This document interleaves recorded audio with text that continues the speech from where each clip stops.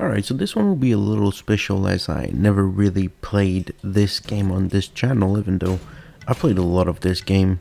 This is SMITE, and today I'll be playing a little bit of Skadi. And we'll have a nice example because it will be a sort of bad start that is reversed into a good game at the end. As you can see, we have a few giveaway elements. The first one is looking at X plus a star and the beta tester icon. These are representation that this player probably doesn't know what they're doing, but they do in the end. And this game will sort be of a representation of that. And yeah, as I said, I never really played this game on this channel before, so if you're here just for Smite, well, welcome. And hopefully you enjoyed this game. By the way, I'm not really like a pro player, just played a lot for a long time, but not that much in reality for the amount of time it's been. Just I haven't played for a while. But basically, yeah, it was pretty damn long loading screen, but no one disconnected, which is just incredible for Smite nowadays. Basically, it's Season 8, so don't look at my custom starter item. This is out of date for a long time. But generally speaking, with Skadi, I want to build a sort of hybrid speed and a bit of tankiness, always depending on how well the game is going. The starter items will be the letter calls and the T1 Transcendence. Alright, so first up we go and start with the Redwood Vulcan, who's the mid.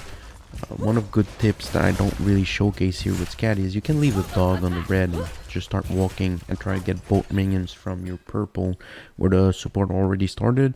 But due to the explosion of Vulcan and the way I was getting into the mindset of the game, I wasn't really in time for that. Here you can see we did a little bit of a time-saving trick to gain one extra minion by flashing over the wall. It's a bit risky because we both choose to get flash as our item. And by the way, I'm solo. I don't know this gap. I didn't even know it was taking flash, but I took mine, and we'll see how well it helps me out. Basically, we're just working on clearing the waves. Using dog sparsely.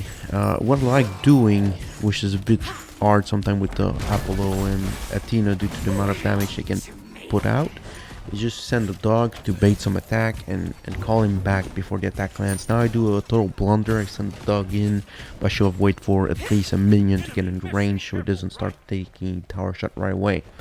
Now we kind of did a mistake. We should have left off the pressure and moved to do the mid RP camp, but it's not something we're thinking about. Here I got a little bit of scared because well, I wasn't expecting to be pulled like that so quickly by Athena, and we got Thor that came into the lane and just wiped me off. Now we can see we'll be able to pick up Geb very shortly, so this is definitely not a good start. Puts us behind the enemy team really a lot for the early game, but the advantage is you respawn quickly and you don't lose that much farm. And on the goal or term of goals, as you can see, I'm able to get the next wave up and some of the previous wave, so it's not all two waves. I still, while I'm behind now, I'm still in a solid position. It's not like I'm really far off behind. And that's a bit thanks to the early strategies we've applied of flashing over the wall for one minion. Basically, we just keep clearing the wave, sending in Calder, calling him back to bait the attacks. We just want to get off the attack of the enemy, whatever it is. In this case, I want to get off the 3 from Athena, which is the circle that deals damage twice, and the 1 from Apollo, which is just a sort of missile. A little bit like my own 1. And now I move to the purple and clear it. Geb comes for a little bit of damage and experience sharing. And we move back to the next wave. Early game is very focused on the farm, which is normal because we don't have that much items. While we're not really tanky, we don't deal that much damage out, so it's a little bit hard to do much in the game. Sometimes you can have the pressure and push it like we did a bit at the start, and you can get off with some early kills. And if you're able to keep a lot of pressure and deny farm from your enemy, that is great. But In this game, we'll start playing slightly more safe in a certain way. And here you can see it's a little bit hard with the dog, but I try to send the dog on one and then attack the other while they're busy looking at the dog. Because what I've seen with Calder when you're trying to attack multiple enemies is, especially in such early laning phase, people either ignore Calder completely, which is what you wish, because they would take damage without doing anything against it, or if they're aware of what's going on with Calder, they try to put as much effort on clearing him off, which allows you to take some of their damage out of the game for a while. And when your ultimate is up, this is more advantageous, because even if Calder is completely out of hit points, it comes back with a full hit point bar of 5 hits it can take. So definitely a great plus if you can send him, do a little bit of damage, take 5 hit of damage like defensively for you, and then ult him in, so you get like 10 HP Calder in reality. So now, as you could have seen, I missed a couple of ones, so I really need to get and tighten up my skill sets here to be sure to start landing auto attacks and abilities. This is one of these games really where most of the attacks are actual skill shot. So if you play more League of Legends, you kind of have more aimbody feeling. It's a bit hard because I don't even know like all the new gods in League of Legends. I haven't played in like 10 years, but a lot of skills you just click the enemy and you deal damage. Maybe also I was just playing too much Garen in solo lane or top lane, so maybe just queued a bit. Now I remember the game. So we're still working on the clearing here, level 6. We're pretty much heaven on the level with the carry, but the support is a bit behind. And I was planning on backing, but the decision I had to make here is I need 2,000 gold to be able to back effectively and come back with a full transcendence ready to be stacked. So I made the decision to just stick around and wait a bit. Here, as you can see, I saw my mid and jungle going for the red, so I called off that the Apollo was missing, just to let them know a heads up that there's a possibility they get ganked by the Apollo. And now I got over 2,000 gold, so I decided to back and go buy my full transcendence. Transcendence does need to be stacked, so we have to be doing a little bit of farming now to make sure we get 50 kills. So transcendence gain a bonus of transferring mana to physical power. Also gives us the benefit of not having to worry about mana anymore. I still bought a couple of potions. Just I felt like I was bullied a bit in the lane for a while, so I just want a bit more sustain in the lane if possible. Just clearing off a little bit more side farm. Saw that Kukulkan was going to his red through the ward, so just playing conservatively and trying to farm out my buffs in my lane. And this is kind of a boring section, so I just try to speed it up so you still get an idea of what's the waiting that's going on around, as well as the kind of XP to go and gather and try to preserve the lead on the enemy that we're trying to get. And we finally get enough gold to go back and buy full boots. I go for the Taria boots, which are speed boots, not very popular, but they give a more speed than normal boots, and also give a buff when you're going out of fondant that you move at an even faster rate for a couple of seconds, which synergizes very well with my 3, which is the little ice ring on the ground, which whenever Skadi goes through it, gets a speed bonus as well. Now we keep doing the farm, but I haven't actually get to an opportunity where I can start pounding a bit on Apollo, and he completely ages my ultimate, while at the same time my team is getting wiped in the middle. So now I know that Apollo is ulting onto me, so I'm trying to run back. My idea will be to flash over his ultimate, but that's kind of a miss. And then I don't deal quite enough damage with my 1, my 3, and my Calder to kill him, and he gets a kill on me. So now this situation is starting to look dire at 1 against 7. Absolutely not good in Smite. It's usually a snowbally game, so no, not the kind of scores we like to see. So I go back to lane to farm a bit and box out with Apollo, and here I see an occasion to drop the ult and dish the Skadi damage special, which is just a ton of damage for what you have, and this was successful. We got a kill on Apollo, so now score is 2-8. Still not great, but better than it was, you know. I just keep working a bit on the farm to try and keep up with the opponent. And here I try to be greedy and get the red, but I got the red and the Apollo at the same time.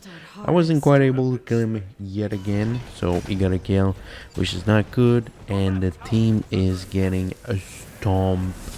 So I decided to go for a more defensive item. In this case, it will be Shifter, which gives an incredible amount of power and an incredible amount of health when you're going down under 75% health point, which is just crazy good. I think it's one of the best defensive items for an offensive character. Now we're entering the mid game and we're going back looking for a team fight, and we get one right away with Shaq, who tries to take down the mid tower but got freaking destroyed for it. Now we're able to get Athena in a very bad spot as well, and we're able to wipe off the team. Here I tried to put a little bit of pressure in the middle tower. I should have followed my team now, retrospectively looking at that, but I felt very confident after this engagement. I wanted some kills myself. Here we see Thor dump all his kit and wasn't able to win anything almost, and Kukulkan is doing exactly the same, getting me very scared here. But I've been doing pretty well. Gap gets in right in time to heal me, and here you can see I am the luckiest motherfucker. Calder is able to block an attack from Kukulkan, and I land the finishing shot. Now going back into looking for another team fight, we're getting quite a lead personally on the enemy team, but team to team is pretty equal right now. I saw that Thor was ulting up, so I decided to just back off a bit. I see what's going for Aquang, so I'm looking for opportunity here, and I drop a speed to boost up my enemy, my allies, I'm sorry. And Thier set up the perfect team fight here, so we're able really to destroy the entirety of the enemy team very easily. We're just punishing them for the extension. Now I'm able to use my flash and try and get in and get the Apollo, but I finally just end up getting the tower and going for the Athena. So Apollo will be able to run away. He just has too much mobility compared to us, so we go in just for the objective and get the tower, which is definitely the wisest choice. And then moving to another objective like the Gold Fury is a great decision, as we are a full team on the map versus 3. So they do not necessarily know either if Ao Kuang is coming up with us. So it will be very risky for any of the characters trying to come contest the Gold Fury. But they will still try. You can see Kokukan just dropping in the dragon, but we get the kill just in time. Now of course, as I'm trying to farm a bit, my team decides to start a team fight, which leads in a destruction of the team. Try to get in, but kind of late, so I was prepared for a Thor ult, and just putting my ice rink, he landed into it, and I think definitely didn't help him. Right here I'm trying to look for an opportunity to do something. One of the good advantages here, you can see Apollo was absolutely not caring about Calder, and Calder was almost able to murder him all on his own. try to keep the team fight tension on me. One of the bonuses, I have a shifter on me, the defensive item, which allows me to be able to effectively fight and trade against the warriors. So I try to take good opportunity into managing that. And as you can see right now, I see the Apollo ult coming in. I'm able to kind of dodge most of the hull damage, and my teammate definitely come in clutch to save me and Vulcan from getting double killed here by Apollo, which is very good at this point. That's exactly the kind of fights we need. So I go back and spend my 3.6k. I don't know why I had so much. I'm looking to buy a Toxic Blade and Crusher, but I realize I'm level 20, so I definitely need to upgrade my little hat. So I resell everything. I get a Toxic Blade, as well as a win out the goal for the Hunter's Cowl. And now here, as we go back into the lanes, we can see that Hagwan does his job and that killed the middle. So now that opens up the opportunity to gank Thor, which will be much easier now that he dropped his only real escape, and try to turn back and fight this. Definitely was not a good setup for him. We're able to clear him up, and as well as clear Athena, and we can just, you know, clear up the entirety of the enemy teams, no question asked, and we can finally do a little bit of push toward the fire giant. Definitely a good choice here, since Apollo is all alone. He's trying to push one of the Phoenix, but Ao Kuang decides to go back and go defend the Phoenix, while the rest of the team is working out on the Fire Giant. Fire Giant gives a great buff, so definitely when you have an opening to clear it up, you should probably take it. Now here, some of the enemies like Coco Cannon, Apollo, and Athena are available to come and gank us and intercept, but they don't do it. So we're able to back into the base and finish up a Crusher and get ready for the next team fight. For the next fight, I move toward the Fire Giant and I see that they're actually working on a Scorpion, so I call it the rest of the team, drop my ult on Thor, just trying to dish on as much damage as possible, and we kill that Thor, pop a sprint, run away, and I run back into the Kokoken ultimate. No, it's not. Yeah, oh fuck. Why did I run back in it? You know, we all do blunders. That's one quite magistral blunder I pulled there. But anyway, the team is able to clean up the rest.